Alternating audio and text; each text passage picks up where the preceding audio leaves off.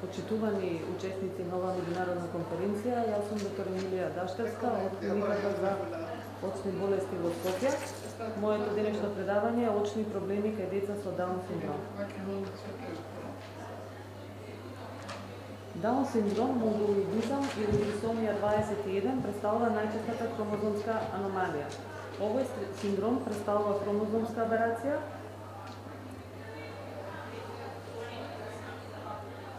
Овој синдром представува хромозомска аберација, односно промена на нормалниот број на хромозоми во организмот. Настанува како резултат на грешка при преточната делба на плодот во 21-иот пар на хромозоми, кој што се јавува една екстра копија, односно екстра примерок од хромозомот 21. Инциденцата на појава на Даун синдром изнесува приближно 1 на секои 800 до 1000 породувања. Можноста да се роди дете со Даун синдром се зголемува со возраста на родителите, првенствено на мајката. Децата со Даун синдром имаат низа физички и интелектуални попречености, тие се под зголемен ризик од појава на голем број на здравствени проблеми, вклучувајќи ги вродените срцеви заболувања, леукемијата, како и нарушувањата на тироидната жлезда. Кај голем дел од овие лица може да се јават и офталмолошки проблеми, односно офталмолошки компликации, кои што се застапени кај околу 60% од децата со Даун синдром. Голем дел од овие проблеми може да се третираат, особено ако бидат диагностицирани навреме. Можни офталмолошки компликации кај децата со Даун синдром представуваат епикантус или присуство на кожни набори во назалниот дел на окото, блефаритис, воспалување на ивицата на очните капаци, блефароконјуктивитис, воспалување на ивицата на очните капаци и конјуктивата, катаракта или заматување на очната леќа, страбизам или кривогледство, хиперметропија или далековидост, миопија или кратковидост, астигматизам, нистагмус, кератоконус, ретиноваскуларни аномалии, понатаму конгенитални назолакримални обструкции, конгениталниот глауком и аномалии на ирисот или шареницата на окото, како што е екстромална хипоплазија и појава на брачлудови дамки.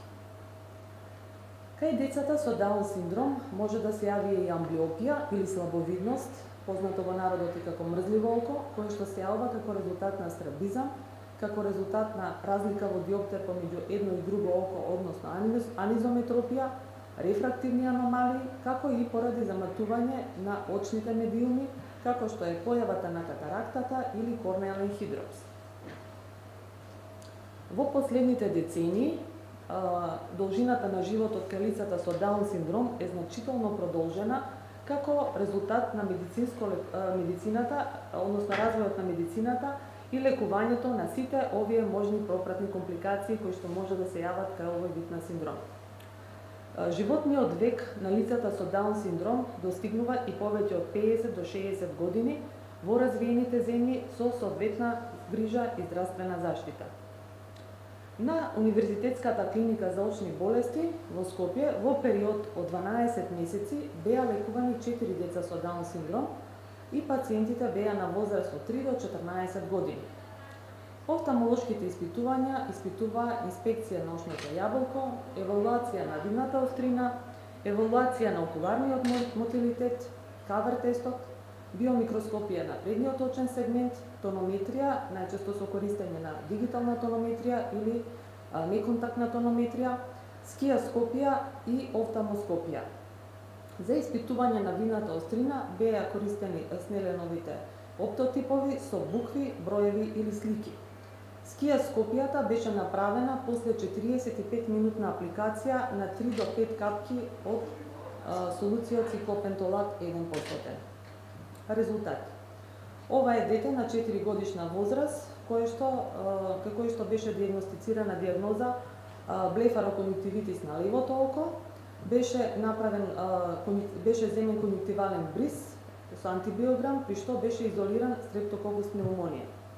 Ординирана беше локалната антибиотска терапија по антибиограм и на контролниот бриз после антибиотската терапија беше бризот негативен и на левата страна, значи пред третманот, а на десната страна е истото дете по примена на соодветна антибиотска терапија. На следниот слайд е 3-годишно дете со пратено како страбизам, меѓутоа при тестирање во кабинетот за ортоптика на клиниката за очни болести беше установено дека се работи за псевдострабизам или лажен страбизам поради присуство на изразени кожни набори во назалниот дел од окото, односно епикантус. На пациент на 14 годишна возраст со Даун синдром по направена скиоскопија и авторефрактометрија му беа препишани соодветни очила. Кај пациентот беше поставена диагноза на астигматизмус хиперметропикус, видната острина на двете очи беше 0,1 без корекција, по ординирање и препишување на соодветни очила, видната острина беше 0,9, односно 90% видна оштрина беше постигната со препишување на соодветни очила на првата офталмолошка контрола. Соодветни очила и третман со оклузија беше препорачан кај пациент со езодевијација, односно конвергентен страбизам после направена скиоскопија. Значи, со продолжување на животниот век на лицата со Даун синдром се наметнува и неопходноста од подобрување на нивниот квалитет на живот. Поради тоа, неопходно е да се направи скрининг кај децата со Даун синдром и да се прават редовни офталмолошки прегледи доколку веќе имаме диагностицирано соодветно офталмолошко заболување. Со тоа, навремено ќе се диагностицираат можните компликации со скринингот, ќе се овозможи нивното лекување, ќе се спречи редуцирање на видната оштрина и слепилото како најтешка компликација. Заклучок: навремено препознавање, диагностицирање и третман на можните окуларни компликации кај децата со Даун синдром ќе ги минимизира проблемите на визуелна депривација и ќе им овозможи на овие пациенти да функционираат што е можно понормално во нивниот секојдневен живот. На овој начин, на овие деца ќе им се овозможи многу поквалитетен живот и ќе се минимизира нивниот хендикеп. Ви благодарам на вниманието. Доктор Даждовски, едно прашање само ако може.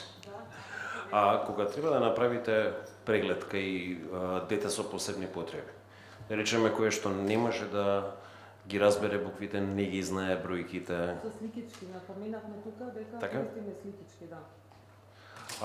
И нормално и возраста е битна. Значи, нормално дете на 3-годишна возраст почнува да соработува подобро, така да со овие деца, значи, чекаме малку.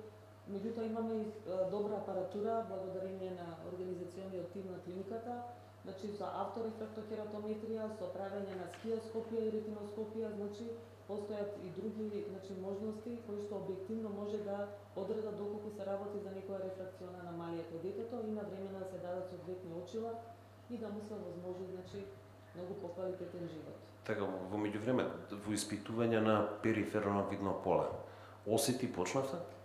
Осети правиме. Да. Меѓутоа децава потешко се работуваат, посебно со Даун синдром. Мислам, на некоја, например, ова 14 годишно дете ќе се работува, меѓу овие другите помаливе, поради и интелектуалните попречености, значи потешко е се работкат. Ви благодарам.